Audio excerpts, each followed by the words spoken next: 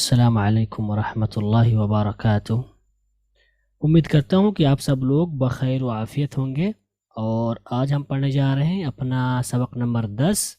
और आज के सबक में हम पढ़ेंगे स्ट्रक्चर ऑफ डिक्लरेटिव सेंटेंसेस पॉजिटिव। यानी आज के सबक में हम पढ़ेंगे कि कोई ऐसा जुमला जो बयान दे रहा हो, जिसमें हम खबर दे रहे हों किसी चीज़ के बारे में, और वो खबर पॉजिटिव में हो, मुस्बत में हो, तो उसको हम कैसे बनाएंगे, क्या तरीक़ेकार है, क्या खाका है इस तरह के जुमले या इन तरह के जुमले बनाने का, इसको हम इंशाल्लाह आज के इस सबक में पढ़ेंगे। लेकिन सबसे पहले हम रिवाइज़ करेंगे और हम जानेंगे कि कल के सबक में हमने क्या पढ़ा। तो कल के सबक के बारे में हमने पढ़ा हेल्पिंग वर्ब के बारे में था। और कल के सबक के बारे में हमने क्या पढ़ा? हमने ये पढ़ा कि हेल्पिंग वर्ब का किसी जुमले में होना बहुत ज़रूरी है, या ऑक्सिलरी वर्ब का। इसके बगैर अगर आप कोई जुमला कहते हैं तो वो नामुकम्मल है, नाक़िस है, पूरा नहीं है, पूरी बात समझ में नहीं आएगी। हेल्पिंग वर्ब के बारे में हमने ये भी सीखा था कि हेल्पिंग वर्ब का इस्तेमाल हम जब कर लेते हैं तो इससे ये भी पता चल जाता है कि ये जुमला है, जो बात की जा रही, ये माजी में है यानी पास्ट में बात की जा रही, या हाल में है, या फिर मुस्तकबिल के माने में है। तो हेल्पिंग वर्ब का ये दूसरा अहम काम होता है। और हमने आगे क्या पढ़ा था हेल्पिंग वर्ब के बारे में? हेल्पिंग वर्ब के बारे में हमने आगे पढ़ा था कि ज़माने और जुमले के हिसाब से मुख्तलिफ होते हैं। तो अलग अलग ज़माने होते हैं और इनका अपना अलग अलग इस्तेमाल है। लेकिन हम कल के सबक में हमने जो पढ़ा है वो हेल्पिंग वर्ब हैं जिनका इस्तेमाल हम उन जुमलों में करते हैं जिनमें अफ़आल नहीं पाए जाते हैं। हमने आगे टेंस के बारे में भी पढ़ा, और टेंस के बारे में मैंने बताया था कि लोगों को गलत फहमी है कि टेंस का मतलब समझते हैं ही ईट्स, शी गोज़, इस तरह के जुमले होते हैं, जबकि टेंस का मतलब वो नहीं होता है। टेंस का मतलब होता है ज़माना, टाइम, वक्त।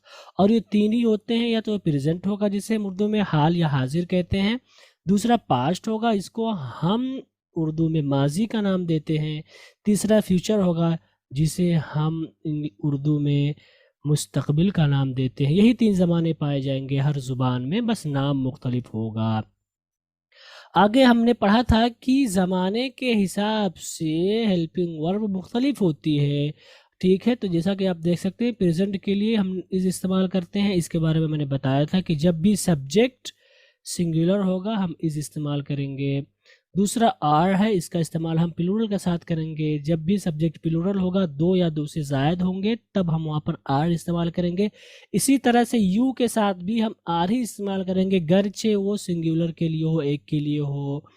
और आगे हमने पढ़ा था एम के बारे में, इसका इस्तेमाल ख़ास है सिर्फ और सिर्फ आई के साथ। तो यहाँ पे आप देख सकते हैं प्रेजेंट के लिए इज़, आर, एम का इस्तेमाल किया है। और पास्ट के लिए वर्ड इस्तेमाल किया हमने। वर्ड का इस्तेमाल प्लूरल के लिए होता है, तो जब भी सब्जेक्ट प्लूरल होगा हम वर्ड का इस्तेमाल करेंगे। इसी तरह से यू के साथ भी हम वर्ड ही इस्तेमाल करेंगे, गरचे वो सिंगुलर के लिए हम इस्तेमाल कर रहे हों। और दूसरा है वाज, इसका इस्तेमाल हम सिंगुलर के लिए करते हैं। तो देख सकते हैं क्या प्रेजेंट की हेल्पिंग वर्ब अलग है और पास्ट की हेल्पिंग वर्ब अलग है। जैसा कि मैंने बताया, ज़माने के हिसाब से हेल्पिंग वर्ब बदलती रहती है। आगे हमने पढ़ा था विल के बारे में, और मैंने बताया था कि विल का इस्तेमाल सिंगुलर के लिए भी होता है, प्लूरल के लिए भी होता है, और इसको हम यही इस्तेमाल करते हैं, विल ही इस्तेमाल करते हैं। और जहाँ तक शैल की बात है, जो इसका दूसरा हेल्पिंग वर्ब है, इसका इस्तेमाल आज के वक्त में नहीं है। लेकिन फिर भी अगर आपको कहीं दिख जाए तो आप इसको गा, गी या गे के माना देंगे। और यहाँ पर एक चीज़ का आपको ख्याल रखना है कि कुछ लोग शैल का इस्तेमाल ही, शी, इट यानी आई के अलावा के साथ करते हैं। तो इसका मतलब होगा कि वो जुमले में ताकीद पैदा करना चाहते हैं, ज़रूर या बित्ताकीद, जो भी आप ताकीद के अल्फाज इस्तेमाल करना चाहें वहाँ इस्तेमाल करते हैं। तो मतलब ये है कि शैल का इस्तेमाल ये आई के साथ ख़ास है। लेकिन अगर कोई शैल को किसी और के साथ इस्तेमाल कर देता है आई के अलावा, तो इसका मतलब ये है कि वो ताकीद पैदा करना चाहता है। तो ये सारी बातें थी हेल्पिंग वर्ब के ताल्लुक से। अब हम चलते हैं एक्सरसाइज की तरफ, और हम एक्सरसाइज करेंगे। और आज के एक्सरसाइज में है रिलेशंस, रिश्तेदारियां हैं, हम आज इनको पढ़ेंगे। पहला है एडॉप्टेड सन या एडॉप्टेड डॉटर, गोद लिया बेटा या बेटी। आंट, खाला, चची या फूफी। बेबी गर्ल,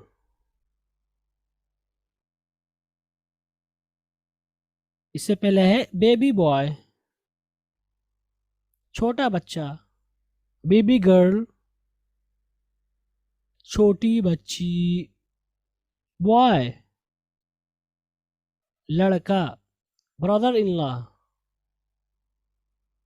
बहनोई या साला। ब्रदर, भाई। कजिन, चचाजाद भाई या बहन दोनों को हम कजिन बोलते हैं। तो हमने अभी इंग्लिश से उर्दू की प्रैक्टिस की, अब हम मज़ीद अल्फाज लेते हैं जो उर्दू से इंग्लिश होंगे। इसमें पहला है बेटी, डॉटर, डॉटर। बहू, डॉटर इन लॉ। दादी या नानी, ग्रैंडमदर। पोता या नाती, ग्रैंडसन। शौहर, हस्बैंड। खाला, मैटरनल आंट। मामू, मैटरनल अंकल। माँ, मदर। तो ये अल्फाज व मानी हैं जो अस्मा यानी नाम से मुताल्लिक़ हैं। अब हम आगे चलते हैं और हम पढ़ेंगे अल्फाज व मानी अफ़आल से मुताल्लिक़। इसमें पहला है स्मेल, स्मेल्ट, स्मेल्ट। सूंघना या महकना। Speed, spade, sped. रफ्तार बढ़ाना। Spend, spent, spent. खर्च करना। Spit, spat, spat. थूकना। Stand, stood, stood. खड़ा होना। Sweep, swept, swept. झाड़ू देना, आप कह सकते हैं झाड़ू लगाना, यानी कि माना यही आएगा मिला जुला करके झाड़ू से मुताल्लिक़। अब हम चलते हैं डेली यूज सेंटेंसेस की तरफ और हम प्रैक्टिस करेंगे चंद जुमलों की। और सबसे पहले हम उर्दू से इंग्लिश की प्रैक्टिस करेंगे, 5 जुमले उर्दू से इंग्लिश के। अगर आप ये कहना चाहते हैं कि अपनी गली में कुत्ता भी शेर होता है, तो आप इंग्लिश में कैसे कहेंगे? इंग्लिश में कहेंगे a dog is a lion in his lane. आदमी पेट का गुलाम है, यानी पेट कुछ भी करा लेता है आदमी से, सही गलत जो भी हो सब कुछ। इसको हम कहेंगे a man is a slave of his stomach. इंसान की कदर मरने के बाद होती है, और ये सही बात है कि जब तक इंसान जिंदा रहता है कोई नहीं मानता जानता है, उल्टी सीधी हरकतें करते हैं उसके साथ, लेकिन जब मर जाता है तब बहुत ज़्यादा प्यार आता है उस पर। तो इसको आप इंग्लिश में कहेंगे a man's worth is known after his death. थोड़ी देर बाद वो आया। A while later he came. थोड़ी देर बाद अ वाइल लेटर ही केम, वो आया। थोड़ी शक्कर और डाल दो। Add a little more sugar. यहाँ पे मैंने कल शुगर पढ़ दिया था, शुगर नहीं होता शुगर होता, शाह की आवाज़ आएगी। तो कहेंगे add a little more sugar. थोड़ी शक्कर और डाल दो, यहाँ पर आप चेंज कर सकते हैं, आप कहेंगे add a little more salt. थोड़ी सी नमक और डाल दो, कुछ भी आप ऐड करना चाहें शुगर की जगह पे आप वहाँ पर चेंज करते रहेंगे। अब हम 5 जुमले लेंगे इंग्लिश से उर्दू, जिसमें से पहला है Ahmed took leave of his parents. तो उसको अगर आपको उर्दू में तर्जुमा करना तो आप कहेंगे अहमद ने अपने वालिदैन को अलविदा कहा। All are not alike. पांचों उंगलियां बराबर नहीं होती। यहाँ पर आप कह सकते हैं हर कोई एक जैसा नहीं होता, यहाँ पे आप ये भी कह सकते हैं, तर्जुमे में बिल्कुल सही होगा, कोई गलत नहीं होगा। पांचों उंगलियां बराबर नहीं होती, ये थोड़ा सा मुहावरे की तरह हो जाता है, तो इसलिए आप इसका भी इस्तेमाल कर सकते हैं। और आप कह सकते हैं कि हर कोई एक जैसा नहीं होता या सब एक जैसे नहीं होते। ऑल राइट, बेहतर है, ठीक है, इस माने में भी आप ले सकते हैं। ऑल थिंग्स मस्ट पास, दुनिया फानी है, ये भी थोड़ा सा मुहावरे टाइप का हो जा रहा है। अगर आप तर्जुमा करें ऑल थिंग्स मस्ट पास, तो इसका मतलब होगा तमाम चीज़ें, सारी चीज़ें ज़रूर ख़त्म होंगी, यानी दुनिया फानी है। देखिए छोटे से जुमले में पूरी बात आ गई। Always be true to your words, हमेशा अपनी बात के पक्के रहो। ठीक है, आप इसका तर्जुमा कर सकते हैं हमेशा अपनी बात के सच्चे रहो, हमेशा अपनी बात को लाजिम पकड़ो, वादे से मत फिरो। इस तरह के भी आप जुमले इस्तेमाल कर सकते हैं अगर सियाक इस चीज़ का तकाजा करता है, सियाक चाहता है, यानी कॉन्टेक्स्ट ये चीज़ कह रहा है, तो हम वहाँ पर ज़रूरत के हिसाब से चेंज कर सकते हैं। तो ये हमारे जुमले थे जिनकी हमने प्रैक्टिस की। अब हम रीडिंग की तरफ चलते हैं और हम रीडिंग की प्रैक्टिस करेंगे, और हम सुनते हैं अपने उस्तादों से कि वो किस तरह पढ़ते हैं, फिर इंशाल्लाह मैं आपके सामने पढ़कर सुनाऊंगा। खुर्शीद खान। अस्सलाम वालेकुम। वालेकुम अस्सलाम। बिस्मिल्लाहिर्रहमानिर्रहीम। Once there was a shepherd boy who had to look after a flock of sheep. One day he left bored and decided to play a trick on the villagers.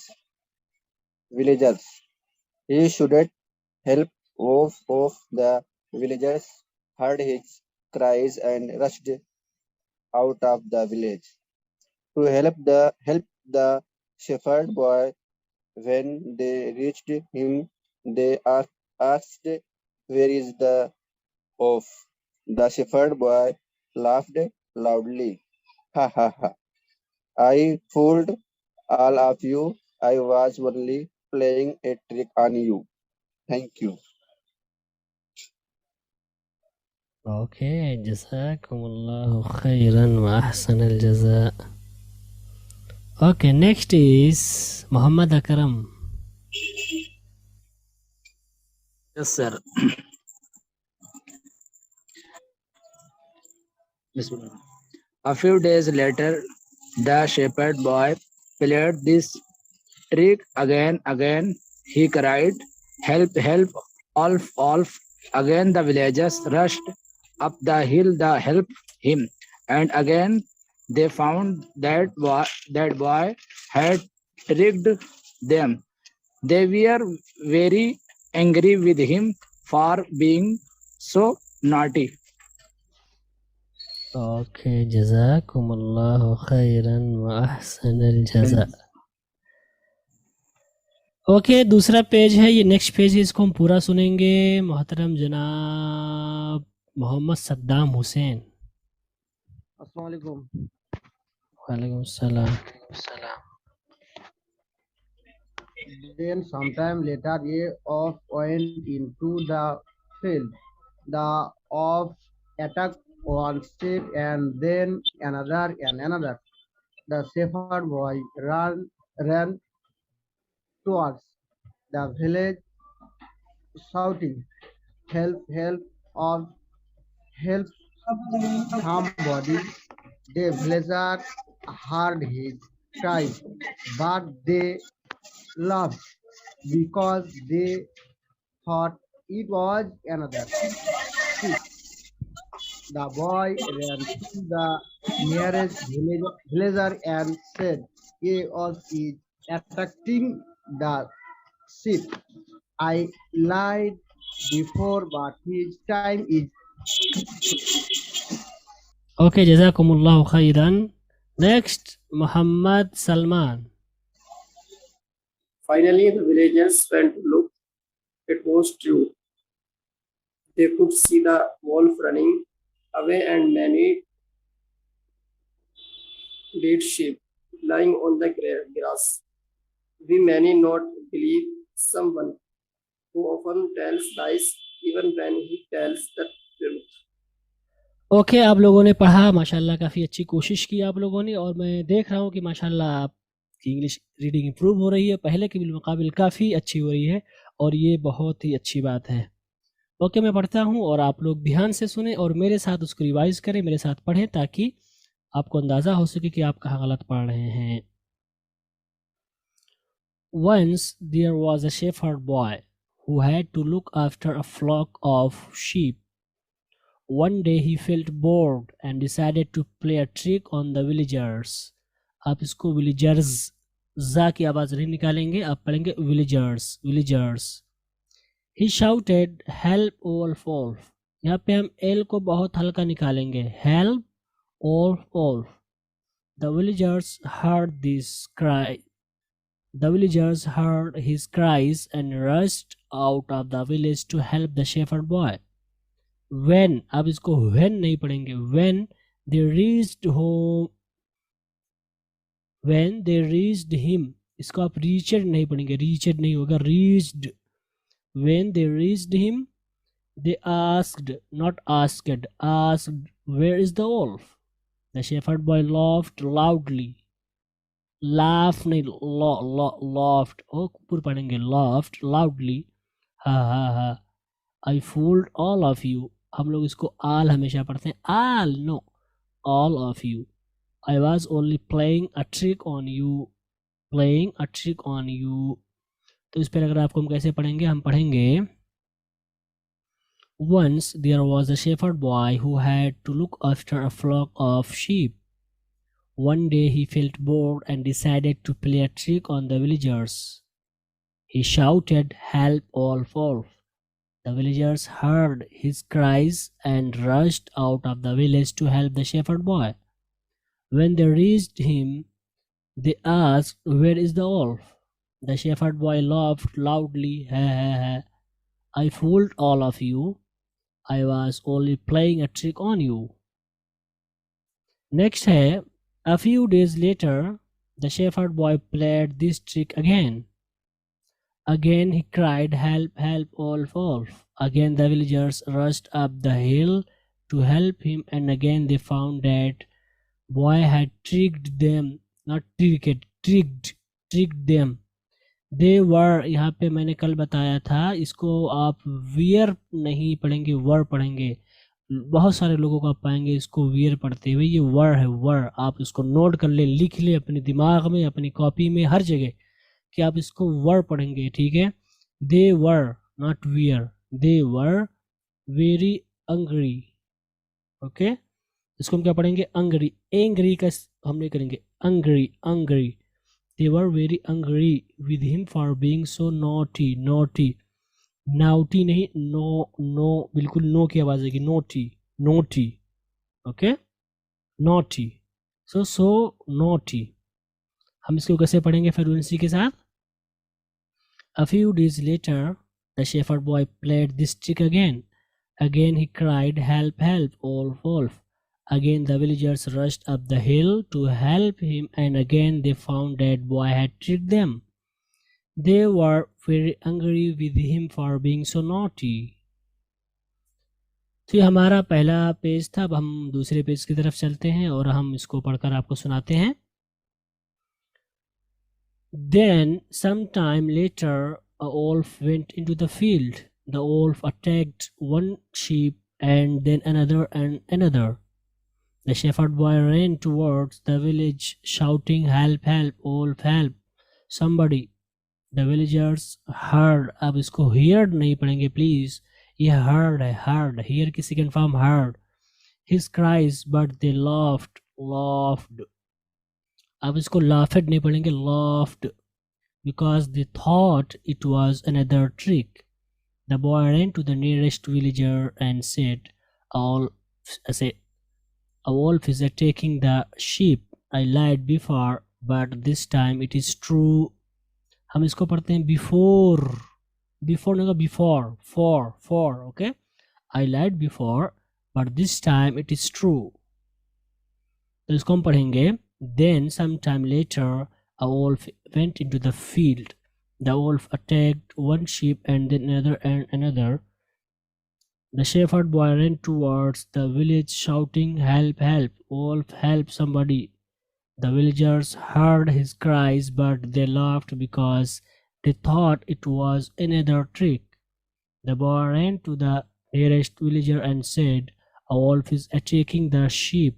I lied before, but this time it is true." Next है finally, हम इसको finally पढ़ेंगे. The villagers went to look. It was true. They could see the wolf running away and many dead sheep lying on the grass. अब इसको grass नहीं पढ़ेंगे, grass, okay, grass. We may not believe someone who often tells lies. Even, इसको हम पढ़ेंगे even, ठीक है, even when he tells the truth. Finally, the villagers went to look. It was true. They could see the wolf running away and many dead sheep lying on the grass.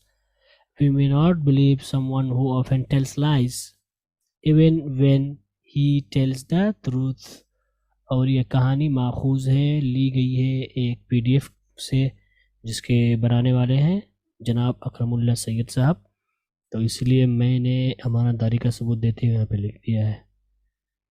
तो ये हमारी reading practice थी. अब हम आगे चलते हैं grammar exercise की तरफ, जो कि बहुत अच्छा लगा होगा आपको इसको करने में, बहुत मज़ा आया होगा. और ये बहुत ही बच्चों वाला खेल था, लेकिन फिर भी समझिए, अगर आप सीख रहे हैं तो बच्चे ही अपने आप को समझें, और मैं भी बच्चा ही हूँ. तो ये है आपका पहला प्रेजेंट में था. पहला जुमला है ही वेरी गुड डॉक्टर. तो यहाँ पे ही आया हुआ है, ही के साथ प्रेजेंट में आप क्या इस्तेमाल करेंगे, इज. तो हम कहेंगे he is a very good doctor.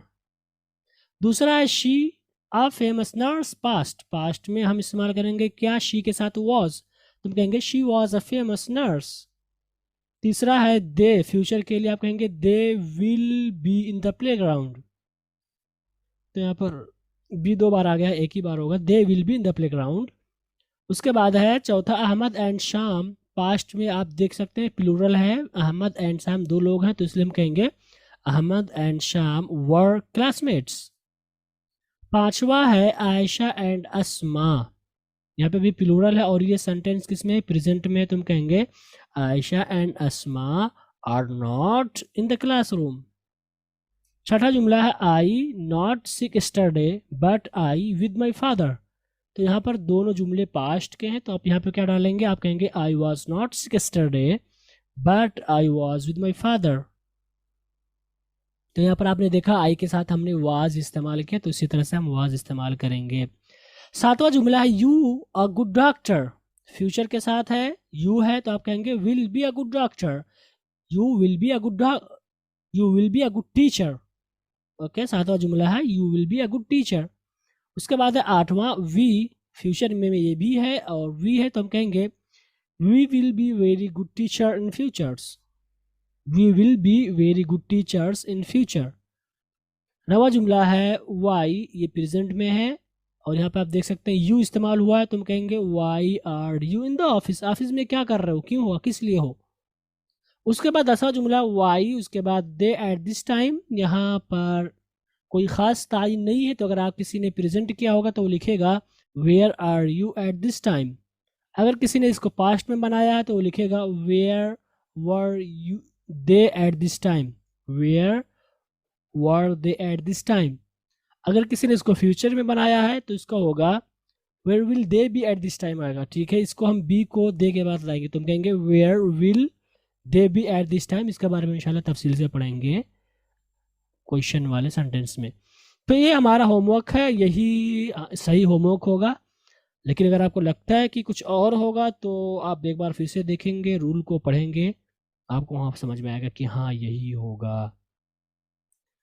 Okay, अब हम पढ़ने जा रहे हैं जुमला बनाने का तरीक़ा. और आज के जुमले में हम पढ़ेंगे कि जुमला खबरिया जो कोई मुस्बत में हो, हम अगर उनको बनाना चाहते हैं या बोलना चाहते हैं, लिखना चाहते हैं, तो हम क्या तरीक़ेकार होगा, किस तरीक़े को लाजिम पकड़ेंगे, कौन सा खाका है जिसको हम लाजिम पकड़ेंगे. लेकिन इससे पहले हम छोटा सा स्मॉल सा ब्रेक लेते हैं ताकि हम फ्रेश हो जाएं, क्योंकि हमने बहुत कुछ पढ़ लिया है. तो छोटा सा हम ब्रेक लेते हैं. ओके गाइस, हमने ब्रेक ले लिया, फ्रेश भी हो गए. अब हम आगे चलते हैं और हम पढ़ने जा रहे हैं जुमला खबरिया मुस्बत बनाने का क्या तरीक़ा है. लेकिन उससे पहले हमारे लिए ज़रूरी है कि हम जानें कि जुमले खबरिया क्या है, जिसे इंग्लिश में आप कहते हैं डिक्लेरेटिव सेंटेंसेस। तो अगर आपने मेरे पिछले सबक को पढ़ा होगा जिसमें मैंने जुमलों की अक़साम के बारे में बात की थी, तो इसमें बताया था कि जुमले 4 तरह के होते हैं, जिसमें से एक इम्परेटिव है जिसको आपने तफसील से पढ़ लिया। दूसरा क्या बताया था? Declarative sentence. और मैंने बताया था डिक्लेरेटिव सेंटेंस किसे कहते हैं। मैंने बताया था कि 2 तरह के होते हैं, पॉजिटिव भी होता है, नेगेटिव भी होता है। पॉजिटिव का मतलब मुस्बत और नेगेटिव का मतलब मनफी। मुस्बत का मतलब जिसमें नहीं ना हो और मनफी का मतलब जिसमें नहीं हो। तो डिक्लेरेटिव सेंटेंस पॉजिटिव का मतलब होगा ऐसे जुमले जिसमें हम किसी चीज़ के बारे में ख़बर दे रहे होते हैं और वो ख़बर मुस्बत में होती है, मनफी में नहीं। ठीक है, मिसाल के तौर पर आप कहते हैं वो अपने रूम में है, आप कहते हैं वो अपने रूम में था, आप कहते हैं वो अपने रूम में होगा। तो आप देख सकते हैं कि इन तीनों मिसालों में आप ख़बर दे रहे हैं उसके बारे में, किसी आदमी के बारे में। वो या जैद आप ले सकते हैं, आयशा ले सकते हैं, समा ले सकते हैं, कुछ भी आप ले सकते हैं। वो अपने रूम में है या वो अपने रूम में थी या था, वो अपने रूम में होगी या होगा। तो ये जो मिसालें आपके सामने, इसमें आप देख रहे हैं कि ये ऐसे जुमले हैं कि इसमें आप ख़बर दे रहे हैं किसी शख्स के बारे में और इसमें नफ़ी नहीं पाई गई है बल्कि मुस्बत है। तो इन्हीं जुमलों को हम कहेंगे डिक्लेरेटिव सेंटेंसेस पॉजिटिव। ठीक है, इनके बनाने का क्या तरीक़ा है? इनके बनाने का तरीक़ा यह है कि सबसे पहले हम सब्जेक्ट लाएंगे, उसके बाद हेल्पिंग वर्ब लाएंगे, उसके बाद प्रेडिकेट लाएंगे। सब्जेक्ट का मतलब होता है जिसके बारे में बात की जा रही है, चाहे वो कोई आदमी हो, चाहे कोई चीज़ हो, चाहे कोई जगह हो, कुछ भी हो, नाउन हो, जिसके बारे में बात की जाएगी उसको हम सब्जेक्ट कहेंगे। और हेल्पिंग वर्ब किसे कहते हैं? हेल्पिंग वर्ब के बारे में आपने तफसील से अभी पढ़ा है पिछले ही सबक में, कि जिससे हमें पता चलता है कि कोई जुमला किस ज़माने में इसी तरह से जुमले के लिए ज़रूरी है हेल्पिंग वर्ब। तो हेल्पिंग वर्ब को आप जब भी लाएंगे तो सब्जेक्ट के बाद लाएंगे। ठीक है, उसके बाद आप क्या लाएंगे? उसके बाद आप लाएंगे प्रीडिकेट। प्रीडिकेट का मतलब होता है खबर। खबर का मतलब क्या होता है? खबर का मतलब होता है जो कुछ आप बात कर रहे हैं, जो आप खबर दे रहे हैं, उसको हम प्रेडिकेट कहते हैं। और अगर हकीकत में देखा जाए तो हेल्पिंग वर्ब ये प्रेडिकेट का ही हिस्सा है, लेकिन हम आसानी पैदा करने के लिए हेल्पिंग वर्ब को हमने अलग ला के जिक्र किया है। तो जब भी आप कोई जुमला बोल रहे हैं और वो जुमला मुस्बत का है, तो आप क्या करेंगे? आप सबसे पहले सब्जेक्ट लाएंगे जिसके बारे में आप बात कर रहे हैं, नाम या प्रोनाउन जो भी है। उसके फ़ौरन बाद आप हेल्पिंग वर्ब लाएंगे और उसके बाद जो कुछ आप खबर देना चाहते हैं आप वहाँ पर इसको जिक्र करेंगे। कोई भी टेंस हो, चाहे पास्ट का हो, चाहे प्रेजेंट का हो, चाहे फ्यूचर का हो, तीनों ज़मानों में अगर हम बात कर रहे हैं तो यही स्ट्रक्चर होगा।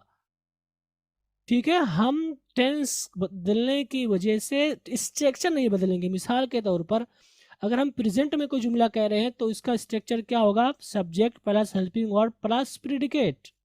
प्रेजेंट में भी यही चीज़ होगी। पास्ट में अगर आप बात कर रहे हैं तब भी subject plus helping verb plus predicate. अगर आप फ्यूचर में कोई जुमला कह रहे हैं तब भी subject plus helping verb plus predicate. तो इस स्ट्रक्चर से क्या पता चला? इस स्ट्रक्चर से ये पता चला कि हर वो जुमला जो डिक्लेरेटिव सेंटेंस हो और वो पॉजिटिव हो तो हम उस जुमले में हम लाएंगे सब्जेक्ट, उसके बाद हेल्पिंग वर्ब, उसके बाद प्रेडिकेट। ठीक है, ज़माना बदल रहा है, ज़माना बदल रहा है इसमें, लेकिन हम स्ट्रक्चर नहीं बदलेंगे, स्ट्रक्चर सेम होगी। हाँ, अलबत्ता ये ज़रूर होगा कि हेल्पिंग वर्ब बदलेगा। अब प्रेजेंट की हेल्पिंग वर्ब अपनी अलग है, इज़ आर एम है तो यहाँ आप इज़ आर एम लाएंगे। पास्ट का हेल्पिंग वर्ब वाज वर है तो आप यहाँ पर वाज वर लाएंगे। फ्यूचर का हेल्पिंग वर्ब विल या शैल मान लीजिए तो यहाँ पर आप विल या शैल लाएंगे। तो ज़माना बदलेगा, उसके साथ साथ हेल्पिंग वर्ब बदलेंगे हम। ठीक है, हेल्पिंग वर्ब बदले, लेकिन इसकी जगह नहीं बदलेंगे। सब्जेक्ट भी बदलेगा, कभी आप ही के बारे में बात करेंगे, कभी शी के बारे में बात करेंगे, कभी अहमद के बारे में बात करेंगे, कभी असमा के बारे में बात करेंगे, कभी आयशा के बारे में बात करेंगे। ठीक है, खबर भी आपकी बदलेगी, कभी आप कहें डॉक्टर है, नर्स है, तालिब इल्म है, गायब है, मौजूद है, जो भी, लेकिन इसकी जगह नहीं बदलेगी। ये चीज़ आपको ध्यान में रखनी है कि सब्जेक्ट के अल्फाज बदलेंगे, हेल्पिंग वर्ब बदलेगा, प्रेडिकेट बदलेगा, इसके अल्फाज बदलेंगे, लेकिन ये जगह सेम रहेगी। सबसे पहले आप सब्जेक्ट ही कहेंगे, उसके बाद हेल्पिंग वर्ब कहेंगे, उसके बाद प्रेडिकेट कहेंगे या लिखेंगे या बोलेंगे, जो भी आप कहें।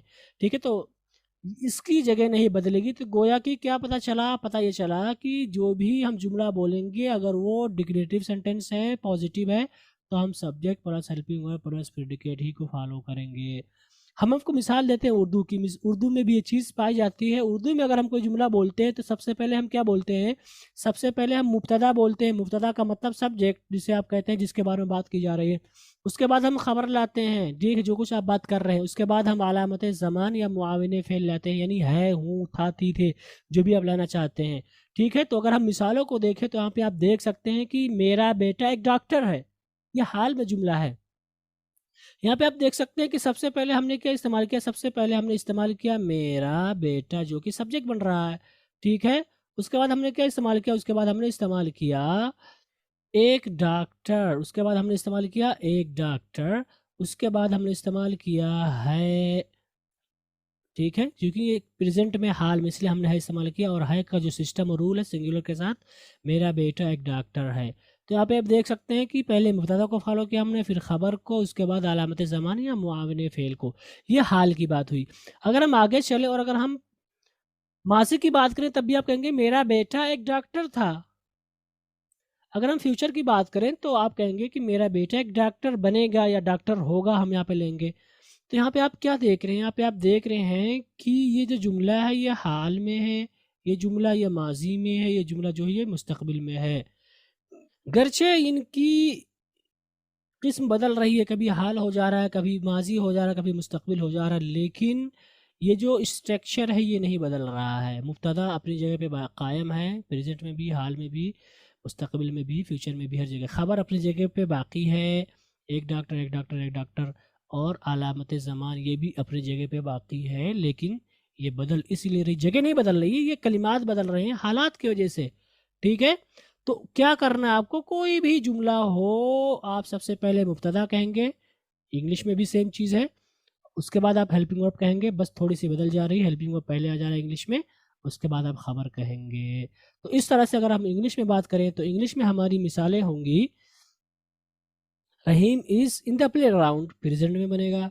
रहीम was in the play ground, और आगे चलेंगे तो कहेंगे Rahim will be in the play ground. तो यहाँ पे आप देख सकते हैं कि तीनों जुमलों में हमने एक ही स्ट्रक्चर को फॉलो किया, गर्चे इनकी टेंस या इनके टेंस बदल रहे हैं। तो टेंस के एतबार से हमने यहाँ पर इनके हेल्पिंग को भी बदला है। प्रेजेंट की वजह से हमने इसका इस्तेमाल किया है, पास्ट की वजह से हमने वाज का इस्तेमाल किया है, और फ्यूचर की वजह से हमने विल बी का इस्तेमाल किया है। तो क्या पता चला, पता ये चला कि कोई भी सेंटेंस अगर वो डिक्लेरेटिव है, आप उसमें खबर दे रहे हैं, तो उसको स्ट्रक्चर होगा सबसे पहले सब्जेक्ट, उसके बाद हेल्पिंग वर्ब, उसके बाद प्रेडिकेट। हम ज़माना बदलने की वजह से इसके स्ट्रक्चर को नहीं बदलेंगे। आप हमेशा ही रहीम पहले लाएंगे, रहीम पहले लाएंगे, हेल्पिंग वर्ब बाद में लाएंगे, बाद में लाएंगे, बाद में लाएंगे, ठीक है। आप नहीं कहेंगे Rahim is in the play ground present में, आप नहीं कहेंगे कि Rahim in the play ground was, इस तरह नहीं बोलेंगे आप। इस तरह फ्यूचर में आप नहीं कहेंगे in the play ground will be Rahim, बल्कि सेम स्ट्रक्चर होगा जैसा कि आप यहाँ पर देख सकते हैं। तो इस चीज़ का आपको ख्याल रखना है कि आपको एक ही स्ट्रक्चर को फॉलो करना है, बस इनके हेल्पिंग वर्ब को हम बदलेंगे। तो ये आज का सबक था और मैंने एक ही सेंटेंस लिया। इंशाल्लाह कल हम नेगेटिव के बारे में पढ़ेंगे तफसील के साथ, उसके बाद हम इंट्रोगेटिव के बारे में पढ़ेंगे और इंट्रोगेटिव नेगेटिव के बारे में पढ़ेंगे। तो गोया कि ये 4 किस्में हो जाएंगी, declarative positive, declarative negative, interrogative positive, interrogative positive negative, interrogative negative. इनको इंशाल्लाह हम तफसील से पढ़ेंगे एक एक करके, फिर उसके बाद हम बहुत सारा एक साथ पढ़ लेंगे, क्योंकि हम जब ये समझ जाएंगे तो आगे हमारे जो दुरुस्त होंगे वो हमारे लिए आसान हो जाएंगे। तो इसलिए हमने आज एक ही पढ़ा है ताकि बहुत ज़्यादा बोझ ना हो, आप स्ट्रक्चर को समझ जाए। तो आज के सबक का खुलासा किया है। आज के सबक का खुलासा ये है कि जब भी आप कोई ऐसा जुमला कह रहे हैं जिसमें आप खबर दे रहे हैं किसी चीज़ के बारे में, तो उसके लिए आप सबसे पहले सब्जेक्ट कहेंगे या लिखेंगे, उसके बाद आप हेल्पिंग वर्ब लिखेंगे, उसके बाद आप प्रेडिकेट का इस्तेमाल करेंगे। और ये ज़माने के हिसाब से इनका खाका नहीं बदलेगा, बल्कि अल्फाज बदलेंगे, कलिमात बदलेंगे, हेल्पिंग वर्ब बदलेंगे, लेकिन इनकी जगह एक ही रहेगी। जैसे कि आप देख सकते हैं प्रेजेंट में भी वही स्ट्रक्चर फॉलो करेंगे, पास्ट में भी वही स्ट्रक्चर फॉलो करेंगे, और फ्यूचर में भी वही स्ट्रक्चर फॉलो करेंगे। तो ये आज का दर्स है। अब हम देखते हैं, अगर आपके पास कोई सवाल है तो उसको हम सुनते हैं। ओके, अब आपके पास कोई सवाल नहीं है तो हम आगे चलते हैं और अब हम एक्सरसाइज की तरफ चलते हैं। और आज के एक्सरसाइज में हम वही चीज़ सीखेंगे लेकिन मज़ीद सीखेंगे रिलेशन के बारे में, जिसमें से पहला वर्ड है आपका mother in law. Mother in law मतलब सास। अब इसको मोदर या मादर नहीं पढ़ेंगे, मदर इन लॉ सास। उसके बाद अगला वर्ड है नेफ्यू। इसका मतलब होता है भतीजा या भांजा। इसको हम लोग निफ्यू पढ़ते हैं, निफ्यू, जो कि गलत है। नेफ्यू नेफ्यू नेफ्यू का मतलब होता है भतीजा या भांजा। नीस, इसको आप नाइस नहीं पढ़ेंगे, क्या है नीस। नीस का मतलब होता है भतीजी या भांजी। रियल ब्रदर या सिस्टर, रियल का मतलब हकीकी या सगा। रियल ब्रदर या सिस्टर, सगा भाई या सगी बहन। सिस्टर बहन, हम इसको सिस्टर कहते हैं, सिस्टर। उर्दू में चल जाएगा सिस्टर, लेकिन आप इंग्लिश में सिस्टर थोड़ा सा अच्छा करके पढ़ेंगे।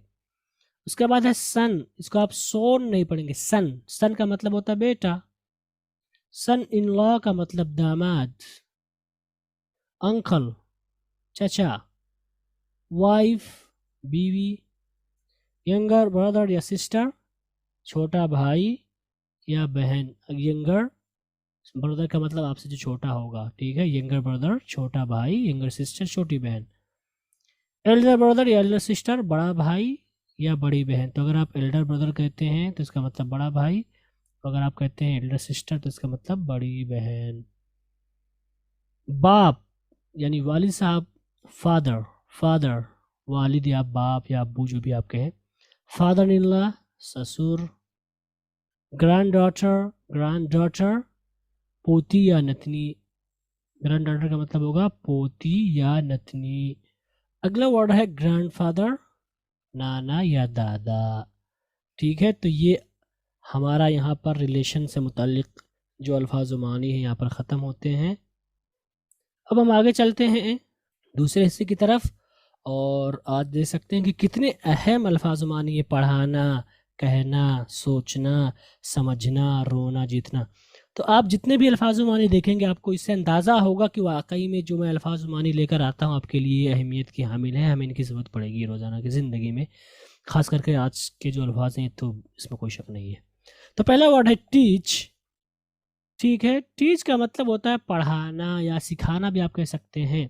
और इसकी सेकंड फॉर्म अगर हम आपसे कहें तो आप इसको टाउट पढ़ेंगे, टाउट पढ़ेंगे, लेकिन ये टाउट नहीं बल्कि टॉट। टॉट टॉट टॉट मतलब टोटी कहते हैं, टोटी उसी से मिलता जुलता टॉट। तो टीच, टॉट, टॉट का मतलब पढ़ाना। टीच, टॉट, टॉट का मतलब पढ़ाना। टेल, टोल्ड, टोल्ड कहना। थिंक, थॉट, थॉट, थाउट नहीं कहेंगे। बहुत से लोग इसको थाउट पढ़ते हैं जो कि गलत है। हम इसको पढ़ेंगे थॉट, थॉट, थॉट सोचना। अंडरस्टैंड, अंडरस्टैंड, इसको अंडरस्टूड, अंडरस्टूड मत के साथ नहीं पढ़ेंगे, अंडरस्टूड। अंडरस्टूड का मतलब समझना। वीप, वेप्ट, वेप्ट रोना। विन, वन, वन जीतना। तो यहाँ पर जो अफ़ाल जिक्र किए गए हैं इनकी फर्स्ट फॉर्म अलग है, सेकेंड और थर्ड फॉर्म एक जैसी है। तो इन सारी चीज़ों को आपको याद करना है ताकि आपको आगे आसानी हो। अब हम चलते हैं डेली यूज सेंटेंसेस की तरफ और आज हम आपके लिए लेकर आए हैं 10 जुमले फिर से। और इसमें से पहला है Ahmed is out of work nowadays. Ahmed is out of work nowadays का मतलब होगा अहमद आजकल बेकार है, यानी आजकल उसके पास कोई काम नहीं, फालतू का बैठा हुआ है। आउट ऑफ वर्क का मतलब कोई काम ना होना, बेकार बैठे रहना। उसके बाद है एनी सर्विस फॉर मी, इसको हम कहेंगे मेरे लायक कोई खिदमत। एनी सर्विस फॉर मी, मेरे लायक कोई खिदमत। हम कहेंगे आर यू श्योर, पक्का। आर यू श्योर का मतलब होगा पक्का। अब आप इसको आर यू श्योर नहीं कहने जाएंगे, क्या तुम्हें यकीन है, इस तरह की बात नहीं कहेंगे। पक्का, हम लोग जो कि पक्का ही इस्तेमाल करते हैं, पक्का ना। हम कहेंगे as soon as the match began it start raining, जैसे ही मैच शुरू हुआ बारिश होने लगी। आप ये चेंज कर सकते हैं, as soon as I left the home, जैसे ही मैं घर से निकला इट स्टार्टेड रेनिंग, बारिश होने लगी। आप यहाँ पे चेंज कर सकते हैं, कह सकते हैं as soon as I called you it started raining, कुछ भी आप कर सकते हैं, आप चेंज कर सकते हैं, ठीक है। उसके बाद है एज यूजुअल। एज यूजुअल का मतलब हस्बे मामूल, तो आप हस्बे मामूल यानी जैसा पहले था वैसे ही चल रहा है, कुछ चेंजिंग नहीं हुई, उसको बोलते हैं हस्बे मामूल, यानी पहले जैसा कुछ चेंजिंग नहीं हुई है, तो हम बोलते हैं एज यूजुअल जहाँ भी बोल रहे हैं आप, ठीक है, हस्बे मामूल आपका उसका मतलब होगा। आगे है as you like. As you like का मतलब होगा जैसा आप चाहें, एज यू लाइक जैसा आप चाहें। एज यू विश जैसी आपकी मर्जी। एट लास्ट वैसे आखिरकार। आफ्टर यू सर या मैडम। आफ्टर यू सर या मैडम का मतलब पहले आप जनाब।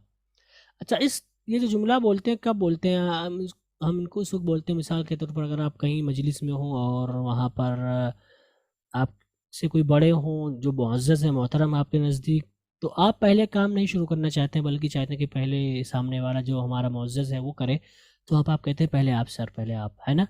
मिसाल के तौर पर अगर आप बस में चढ़ रहे हों, मिसाल के तौर पर आपके साथ आपका टीचर हो, तो आप पहले ज़ाहिर है पहले नहीं चढ़ेंगे बल्कि सर को ही पहले चढ़ाएंगे, तो आप क्या कहेंगे, पहले आप सर, ठीक है, आफ्टर यू सर। यहाँ पे फर्स्ट यू भी कह सकते हैं, पहले आप, फर्स्ट यू सर भी कह सकते हैं, लेकिन हम अगर कहें आफ्टर यू सर या मैडम तो इसका मतलब ज़्यादा अच्छा होगा कि आपके बाद में चढ़ूंगा बस में, ठीक है, तो ये मतलब होगा आफ्टर यू सर, पहले आप जनाब। उसके बाद ऑल राइट, इसको आप आल नहीं पढ़ेंगे प्लीज़, आल नहीं पढ़ेंगे, राइट नहीं पढ़ेंगे, ऑल, ऑल राइट, ठीक है, बेहतर है, ठीक है, इस तरह के माने में हम इसको इस्तेमाल करते हैं ताकीद के लिए, ऑल राइट, वरना ओके ही इस्तेमाल करते हैं। तो ये हमारे 10 जुमले हुए, उम्मीद करता हूँ कि आप इनको याद करेंगे और इनको आज से बोलना शुरू करेंगे और लिखना भी शुरू करेंगे इंशाल्लाह, ताकि आपको बआसानी जल्दी से याद हो सकें। अब हम आगे चलते हैं रीडिंग प्रैक्टिस की तरफ, और आज हम आपके लिए एक अच्छी कहानी लेकर आए हैं, ठीक है, जो कि एक ही पेज में आ गई है। आप इसको पढ़कर आएंगे, आप यहाँ से स्क्रीनशॉट ले सकते हैं, आप हमारी वेबसाइट से ले सकते हैं या आप हमारी किताब से ले सकते हैं, लेकिन अगर आप किताब से लेते हैं तो ज़्यादा अच्छा होगा आपके लिए, ताकि आप बआसानी पढ़ सकें, समझ सकें। तो ये आपकी कहानी है, आपको इनको पढ़ के आना होगा ताकि आपकी प्रैक्टिस हो सके। अब हम आगे चलते हैं और हम ग्रामर की प्रैक्टिस करते हैं, जैसा कि मैंने आपको आज बताया स्ट्रक्चर के बारे में। और स्ट्रक्चर कौन सा था, स्ट्रक्चर था डिक्लेरेटिव सेंटेंसेस, जुमला खबरिया, पॉजिटिव मुस्बत में। तो इसलिए हमारे लिए ज़रूरी है कि जो कुछ हमने आज सीखा इसको हम प्रैक्टिकल में लाएं, अमली तत्बीक दें, ताकि जो कुछ हमने पढ़ा है उसको हम समझ सकें। तो इसलिए हमने 20 जुमले आपके लिए लिख दिए हैं। अब आपको इनको उर्दू वाले को इंग्लिश में करना है और इंग्लिश वाले को उर्दू में करना है, ठीक है। तो उम्मीद करता हूँ कि आप लोग कर लाएंगे, और बहुत मुश्किल नहीं है, बहुत आसान जुमले हैं। धीरे धीरे इंशाल्लाह हम आगे बढ़ाएंगे, बड़े बड़े जुमले करेंगे, लेकिन पहले हम इन 4 किस्मों को पढ़ लें।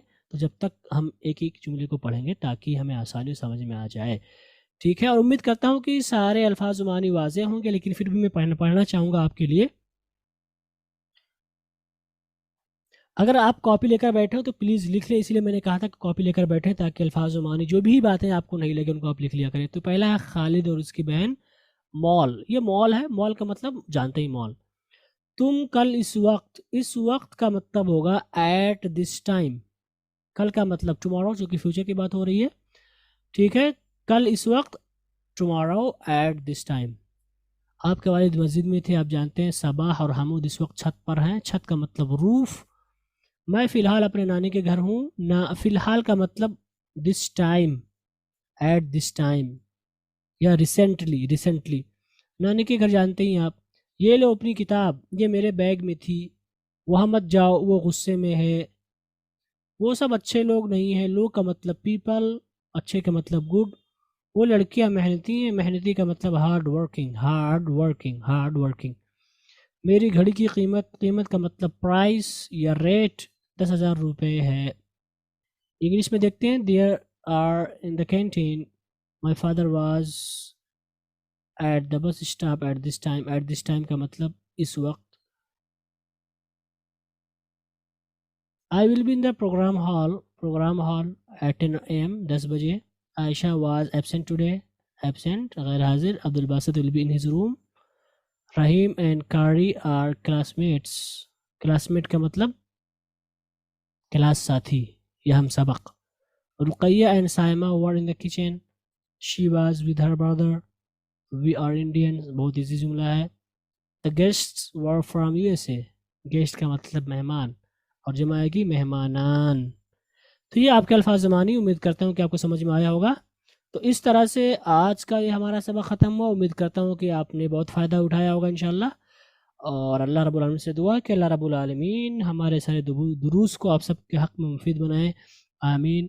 वस्सलामु अलैकुम वरहमतुल्लाहि वबरकातुहू।